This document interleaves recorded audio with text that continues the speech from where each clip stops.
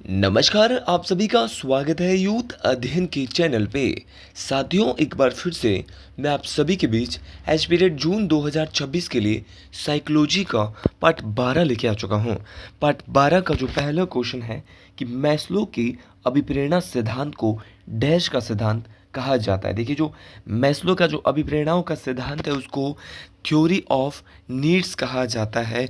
देखिए, आवश्यकताओं का सिद्धांत कहा जाता है। सबसे पहले बात करें मैस्लो की अभिप्रेरणा के सिद्धांत की, थ्योरी ऑफ मोटिवेशन की, तो ये थ्योरी ऑफ नीड्स के नाम से भी जानी जाती है, आवश्यकताओं के सिद्धांत के नाम से भी जानी जाती है। साथियों, क्वेश्चन पूछने वाला क्वेश्चन ये पूछ सकता है कि जो अब्राहम मैस्लो है वो किस देश की मनोवैज्ञानिक है। अगर बात करें अब्राहम मैस्लो की, तो अब्राहम मैस्लो एक प्रसिद्ध अमेरिकी मनोवैज्ञानिक थे। ये बात आपको डिटेल से याद रखना है।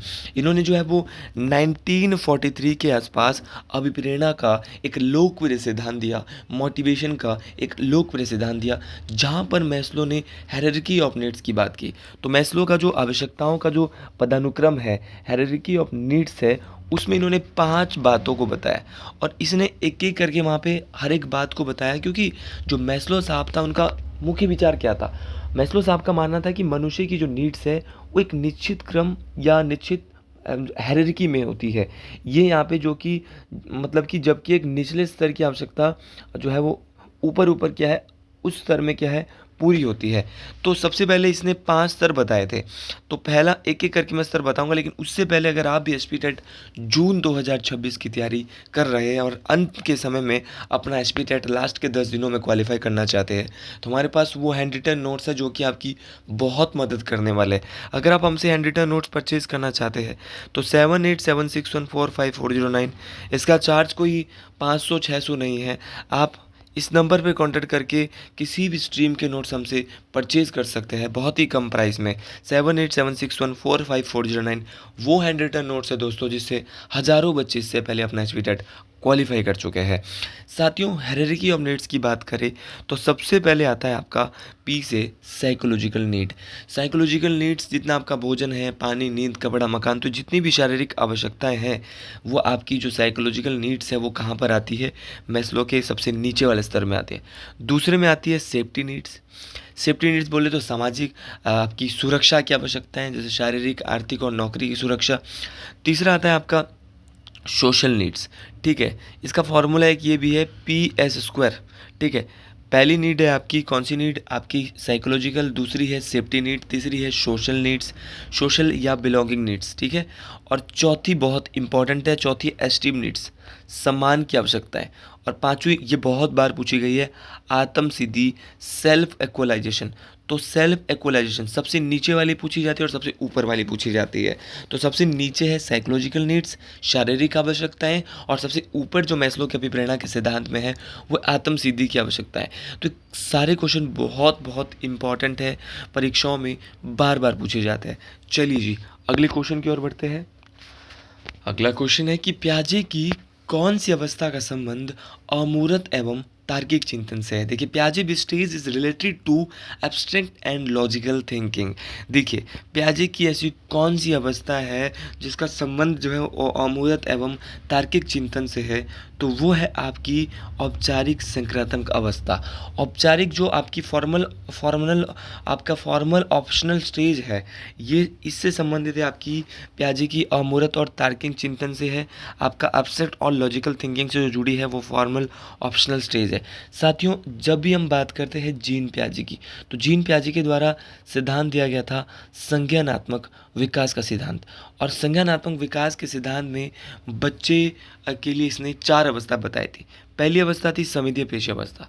संवेदीय पेशी अवस्था जो है वो 0 से 2 वर्ष के बच्चों के लिए होती थी, जहाँ पर बच्चा अपनी इंद्रियों के माध्यम से, जैसे आँख के, कान के माध्यम से, त्वचा के माध्यम से, इन सभी माध्यम से जो है वो बच्चा सीखता था। तो इसको बोला सेंसरी मोटर स्टेज। ये बात आपको डिटेल से याद रखना है। कई बार क्वेश्चन पूछा गया है कि ऑब्जेक्ट परमानेंस, वस्तु स्थायित्व का गुण, जहाँ पर बच्चा वस्तु स्थायित्व क्या होता है, ऑब्जेक्ट परमानेंस क्या होता है, तो ऑब्जेक्ट परमानेंस होता है साथियों जहाँ पर बच्चा मतलब कि छिपाई हुई जो वस्तु है उसको भी जो है वो ढूंढ लेता है, उसको ही ऑब्जेक्ट परमानेंस बोलते हैं। तो जहाँ पर बच्चा अपने ज्ञान इंद्रियों के माध्यम से सीखता है, आँख के माध्यम से, कान के माध्यम से, त्वचा के माध्यम से, उसी को हम क्या बोलेंगे, आपका सेंसरी मोटर स्टेज बोलेंगे। ये बहुत बहुत इंपॉर्टेंट है। अगली स्टेज है पूर्व संक्रामक अवस्था। इस अवस्था में पहले तो टाइम पीरियड 2 से 7 वर्ष, पूर्व संक्रामक अवस्था जो है वो 2 से 7 वर्ष में होती है। इस अवस्था में बच्चे का सबसे पहले तो भाषा का विकास बहुत तेज़ी से होता है उसका, ठीक है। दूसरा क्या होता है कि इस अवस्था में बच्चा जो है वो क्या है, मतलब कि बच्चे के अंदर थोड़ा ईगो भी होता है। तो ईगो सेंट्रिक जो बच्चे कहाँ होते हैं, तो वो भी पूर्व संक्रामक अवस्था में वो मानते हैं कि जैसा वो सोचते हैं वैसा सब बाकी वैसा ही सोचते होंगे। तो मतलब कि बच्चे में और आरंभिक स्कूल की अवस्था भी पूर्व संक्रामक अवस्था ही मानी जाती है। चलिए भाई आगे बढ़ते हैं। आगे बढ़ते हुए तीसरी अवस्था है इसकी मूर्त संक्रामक अवस्था, जो कि 7 से 11 साल के बच्चों की मानी जाती है।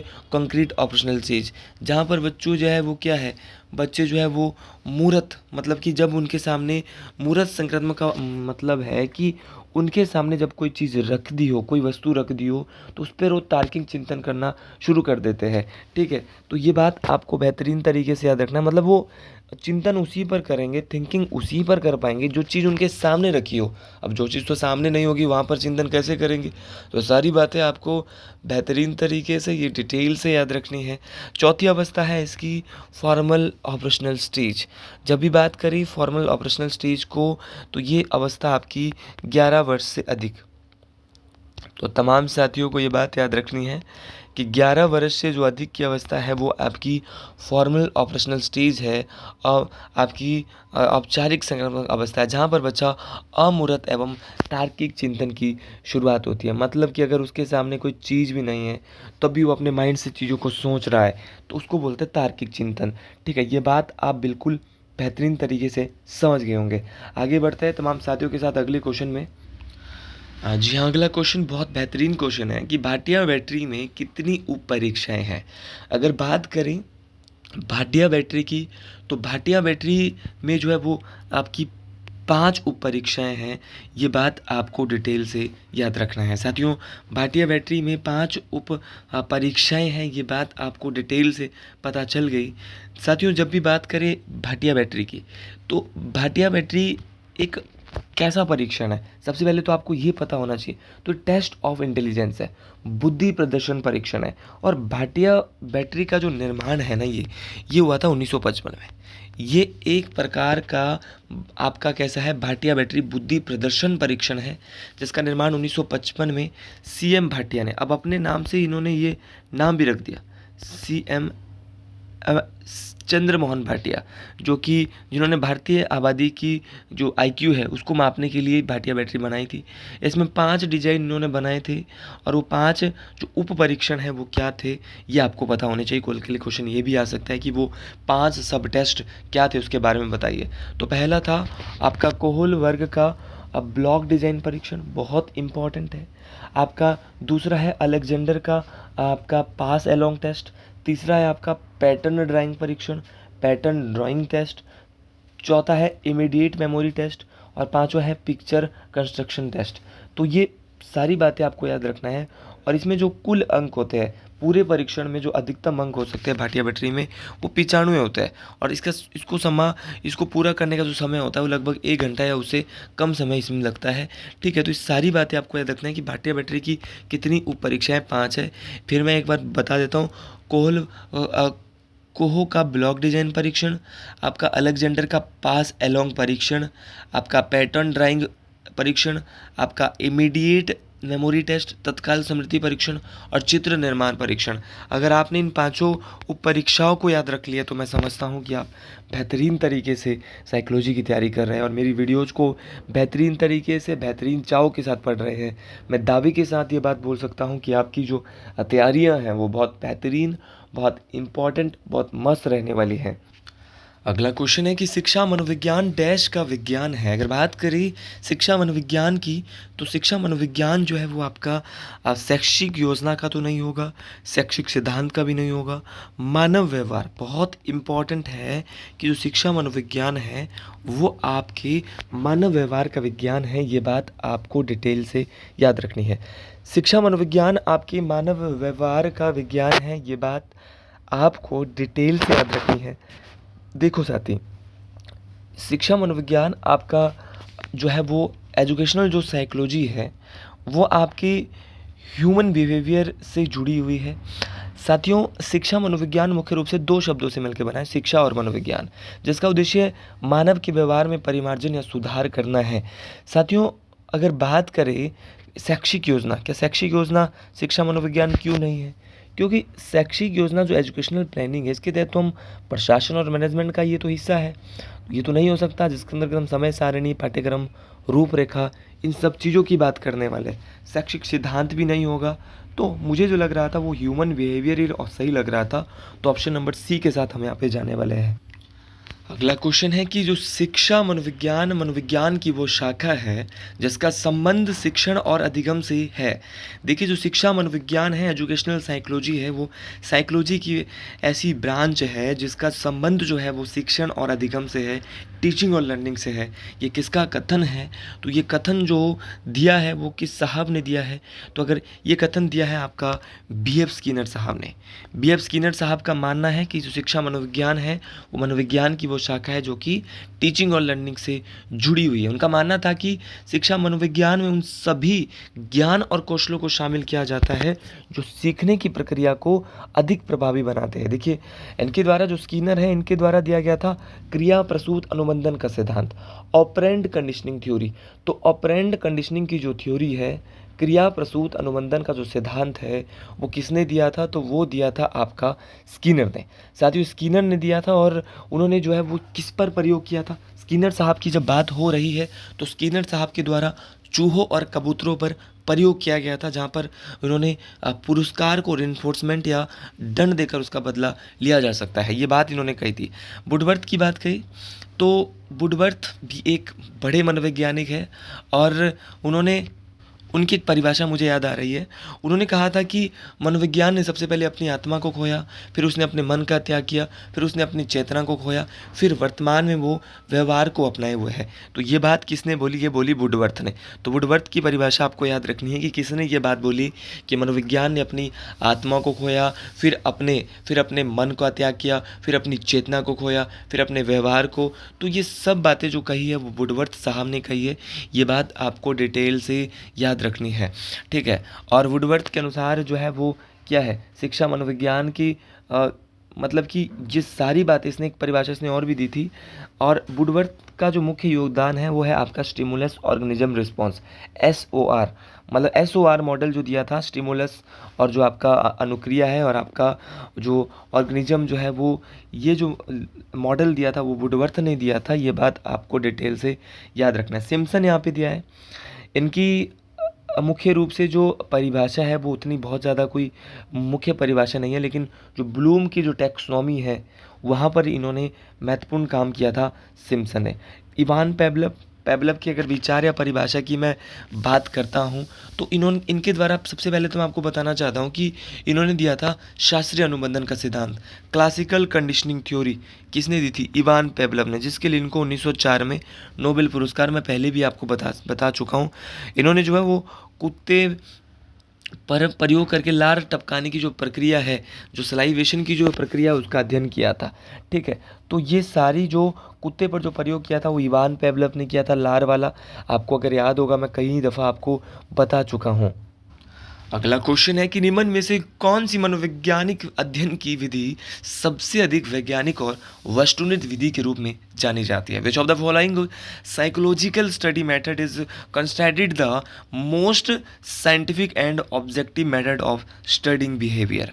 तो साथियों, मनोविज्ञान की वो कौन सी अध्ययन विधि है जो कि सबसे अधिक वैज्ञानिक भी है, आपका वस्तुनिष्ठ भी है, वस्तुनिष्ठ विधि के रूप में जानी जाती है? तो वो है आपकी एक्सपेरिमेंटल विधि, प्रयोगात्मक विधि। साथियों, जो प्रयोगात्मक विधि है ये प्रयोगात्मक विधि जो है वो मानव व्यवहार और मानसिक प्रक्रियाओं का अध्ययन करने की विधियों में इसका प्रयोग किया जाता है। प्रयोगात्मक विधि का जो जनक है वो आप सभी लोग जानते हैं कि प्रयोगात्मक विधि के जो जनक है वो कौन है। या आप सभी लोगों को मैं अगर बता दूं तो आप सभी को मैंने पहले भी बताया, आप कमेंट बॉक्स में इसका आंसर मुझे देंगे। इंट्रोस्पेक्शन मेथड, ऑब्जर्वेशन विधि क्या होती है? देखिए, अवलोकन विधि, इसमें व्यक्ति या जीव के व्यवहार को केवल देखा या नोट किया जा सकता है। इसमें मतलब कि क्या है, उसको मतलब कि क्या उसका व्यवहार है ऑब्जर्व किया जा सकता है अवलोकन विधि में। उसी प्रकार सर्वे मेथड क्या होता है, सर्वेक्षण विधि क्या होता है? तो सर्वेक्षण मेथड होता है जहाँ पर प्रश्नावली या इंटरव्यू के जरिए हम बड़े समूह या डेटा को इकट्ठा कर सकते हैं। मतलब कि इसमें कई बार लोग सही या सटीक जवाब नहीं दे पाते और कई जिसमें वैज्ञानिक सटीकता कम हो जाती है, तो ये सर्वे मेथड होता है। सर्वे मेथड में क्या करेंगे, सर्वेक्षण विधि में मतलब कि प्रश्नावली या इंटरव्यू के जरिए हम बड़े समूह का डाटा इकट्ठा करेंगे। उसी प्रकार आपका केस स्टडी पहले भी बता चुका हूँ, इसमें किसी एक व्यक्ति या विशेष समूह का गहराई से अध्ययन किया जाता है, उसको बोलते हैं केस स्टडी मेथड। ठीक है, जहाँ पर केवल एक ही इकाई का जो है वो क्या होता है, हम एक ही यूनिट पर आधारित होंगे। मतलब कि सभी लोगों के यहाँ पे काम नहीं करेंगे, सिर्फ एक बंदे पे काम करते हैं केस स्टडी मेथड पे। ठीक है, चलिए जी अगले क्वेश्चन की ओर बढ़ते हैं। जिस बालक की मानसिक आयु उसकी कालानुक्रमिक आयु के बराबर हो उसकी बुद्धि लब्धि कितनी होगी? इस क्वेश्चन को करने के लिए आपको एक फार्मूला याद करना पड़ेगा और वो फार्मूला है आईक्यू का फार्मूला। आईक्यू का निकालने के लिए आईक्यू का फार्मूला आना चाहिए और बहुत आसान है। ये क्वेश्चन नहीं पढ़ पाए तो यूथ अध्ययन में साइकोलॉजी पढ़ने का कोई फ़ायदा नहीं है। What is the IQ of a child whose mental age is equal to the chronological age. भाई साहब, जो बुद्धि लब्धि है उसका फार्मूला है मेंटल एज मानसिक आयु बटे में कालानुक्रमिक आयु क्रोनोलॉजिकल एज गुणा में आता है 100। इसमें बोला है कि जिस बालक की मानसिक आयु कालानुक्रमिक आयु के बराबर हो, मान लो यहाँ पे आपकी आईक्यू बराबर मानसिक आयु भी 10 थी या मानसिक आयु भी आपकी, एक मिनट, आईक्यू बराबर ऐसे होगा, मानसिक आयु भी 1 है और कालानुक्रमिक आयु भी 1 है, बराबर है दोनों। बोला है कि नहीं बोला है क्वेश्चन में? और गुणा में आएगा भाई साहब फॉर्मूले के मुताबिक 100। तो 1 से 1 कट गया तो वापस कितना बच गया मेरे भाई? 100 बच गया। तो राइट आंसर क्या आ जाएगा? कितना आसान क्वेश्चन था। मानसिक आयु कालानुक्रमिक आयु बराबर है तो गुणा में जो 100 आएगा तो वो तो वापस बच गया ना।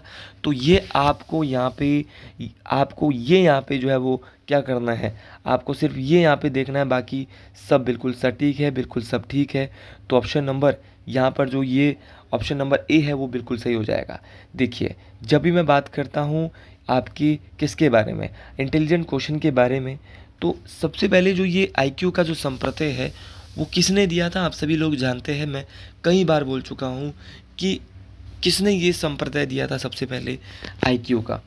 तो बुद्धि लब्धि का जो फॉर्मूला है वो 1912 में बुद्धि लब्धि के जो जनक है ना वो विलियम स्टर्न है। लेकिन विलियम स्टर्न ने सिर्फ फॉर्मूला दिया था आईक्यू का और इसमें लिखा था मेंटल एज बटे में क्रोनोलॉजिकल एज, गुना में 100 इन्होंने नहीं लिखा था। उसी प्रकार बुद्धि लब्धि का जो पूरा जो सूत्र है वो लुईस टर्मन ने दिया था।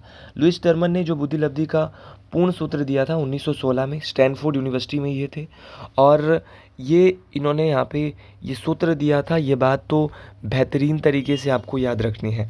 तो ये सारी बातें बहुत बहुत इंपॉर्टेंट है। ये फार्मूला भी आपको पता चल गया होगा और 100 से इसको गुना करना है, ये 1916 में बाद में बताया था टर्मन ने। ठीक है, तो इस तरह के क्वेश्चन आ सकता है। क्वेश्चन ये भी आ सकता है अगर बालक की मानसिक आयु 10 है और कालानुक्रमिक आयु 100 है तो उसका आईक्यू कितना होगा। तो मानसिक आयु 10, कालानुक्रमिक आयु 100, तो 100 से 100 कैंसिल, तो आईक्यू कितना बच गया? 10। तो ऐसे क्वेश्चन आपको आएंगे पेपर में। अगर आपको भी मेरी वीडियो अच्छी लगी है तो कमेंट बॉक्स में ज़रूर लिखें जय श्री गुरु महाराज, हर हर महादेव, क्योंकि भोले बाबा की कृपा से ही ये वीडियो चल रही है। और अगर आप हमसे एडिटर नोट्स लेना चाहते हैं तो हमारे दिए हुए नंबर 7876145409 पे कॉन्टैक्ट करें। हर हर महादेव।